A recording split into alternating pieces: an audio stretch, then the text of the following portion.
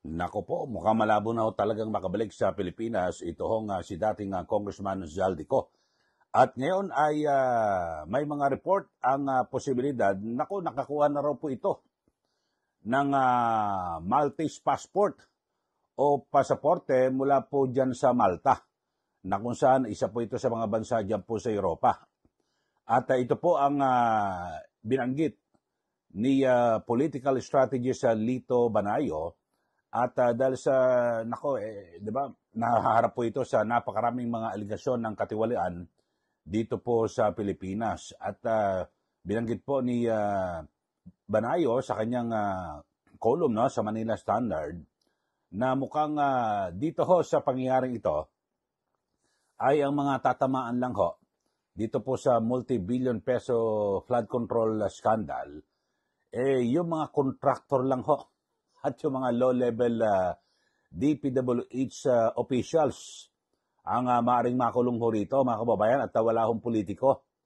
At yun ho, itong si Zaldico, mukhang malabo at meron na raw po itong Maltese passport at yun ho, wala na, kahit na i-cancela pa ho yung kanyang Philippine passport ay wala na ho ito. Wala nang saysay, mga kababayan. Kaya siyempre ito hong Malta, isa pong EU member state, ay talaga nagbibigay ito ng citizenship or through investment. At meron po silang programa na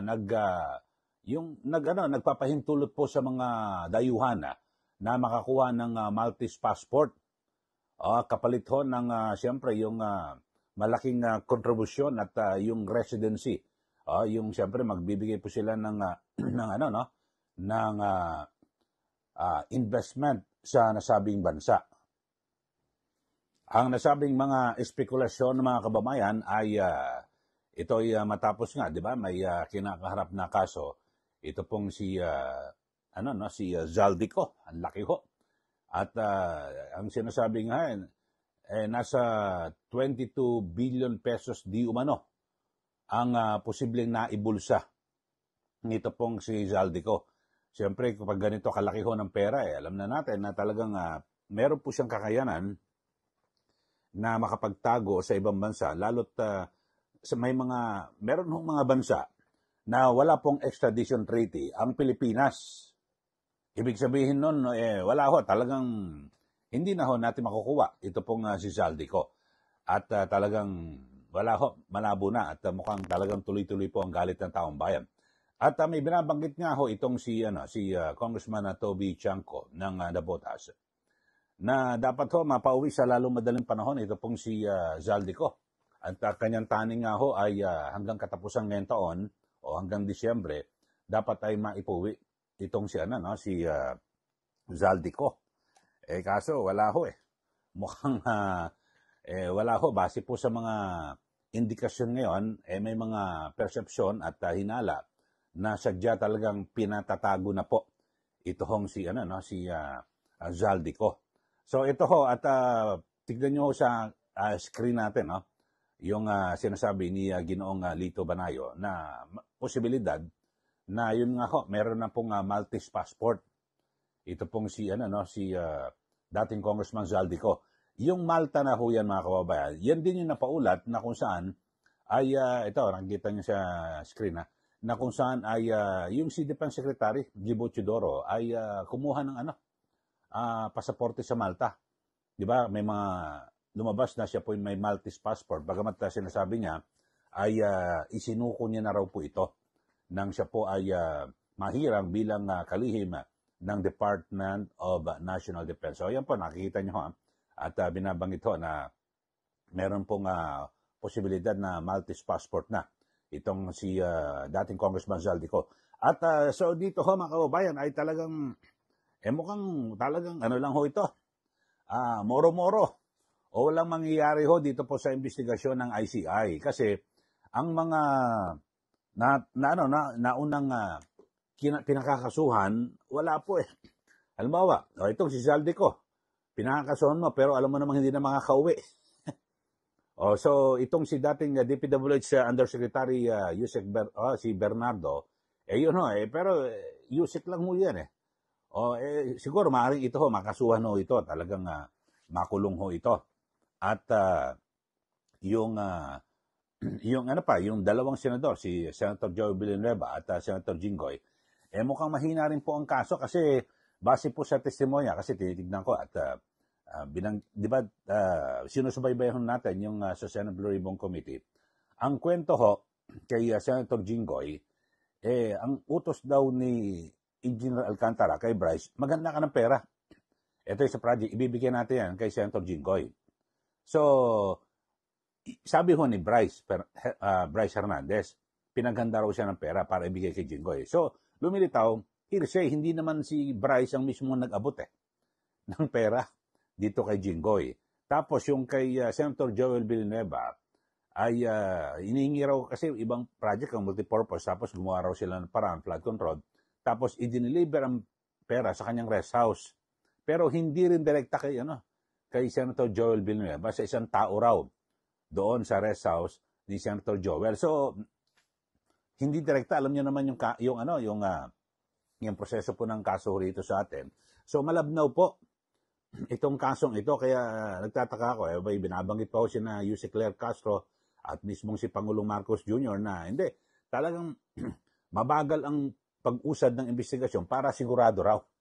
Pero nung lumabas ho ito, nang nag-rekomenda na sampahan ng kaso, malabnaw ho ang kaso.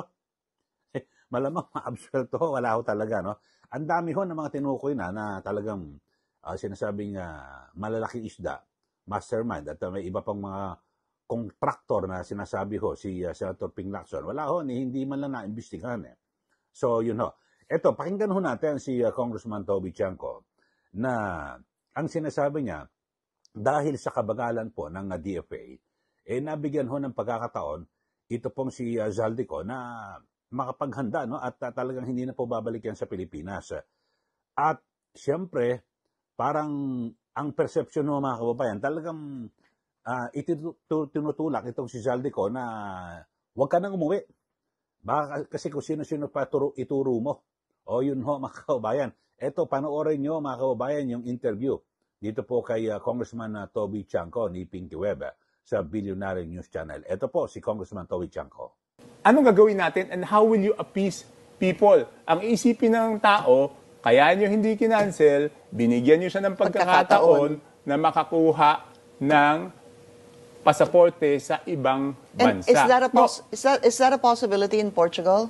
Yes, it's a possibility, di ba? There are countries na walang extradition Ngayon, bakit ko ito sinasabi as early as now, no? Kasi ayoko umabot doon sa punto na wala na tayong magawa, tapos tatanggapin na lang yung galit ng tao.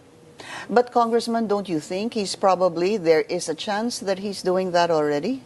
There is nga di ba? Kaya nga sinasabi natin, di ba? Okay, ano nagpapaisip sa atin nun? Di ba, number one, nung una siyang pinapauwi ni Speaker Bogie D, sabi niya, anong una sabi niya? Sabi niya, sasagutin niya lahat ng accusations.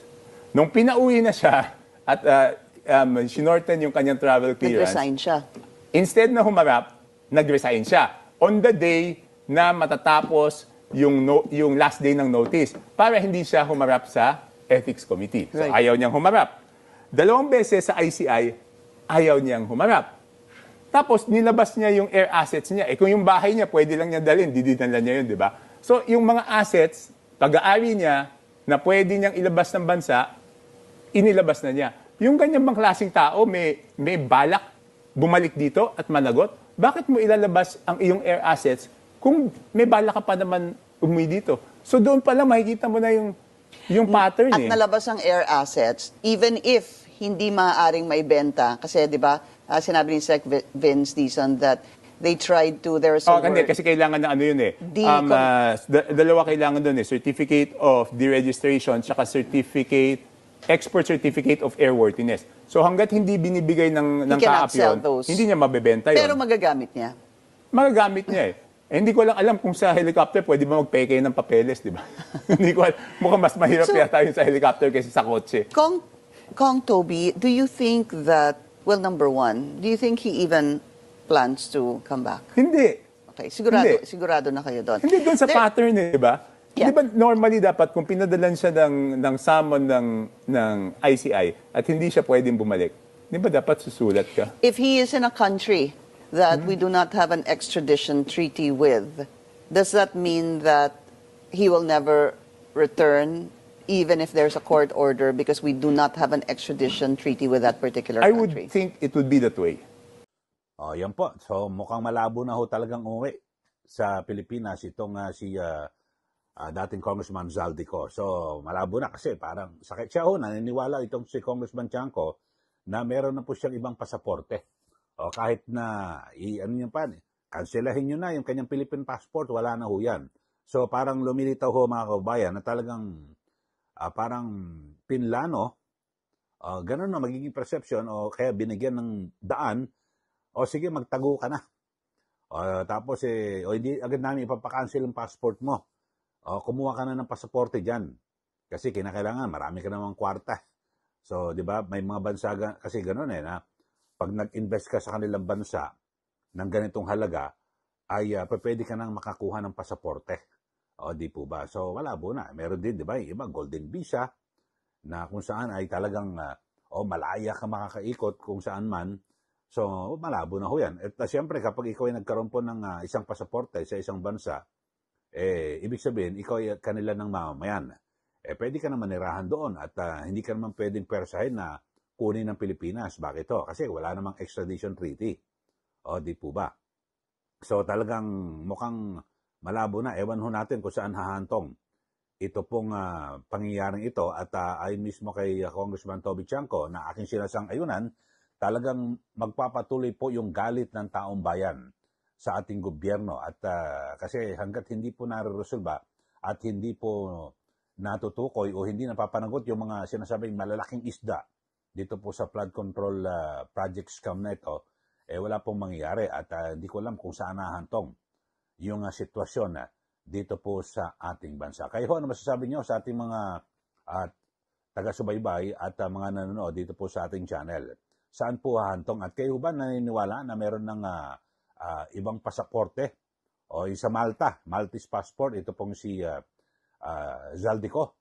Ako po naniniwala ko na ganun ako Tapos nakalabas pa ho yung kanyang air asset, yung kanyang helicopter at aeroplano. Biruin mo.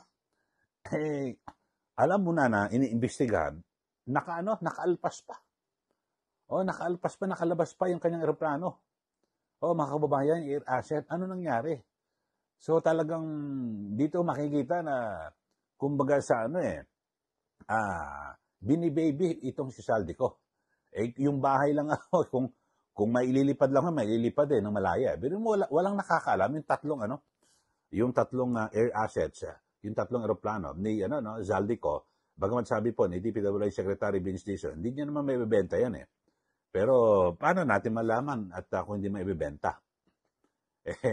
Alam niyo, madali naman gawa ng dokumento yan, di po ba? Yun ho.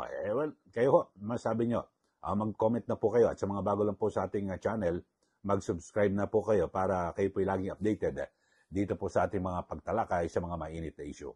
Maraming salamat. Muli, ito po si Ka Eli. Magandang araw po sa ating lahat.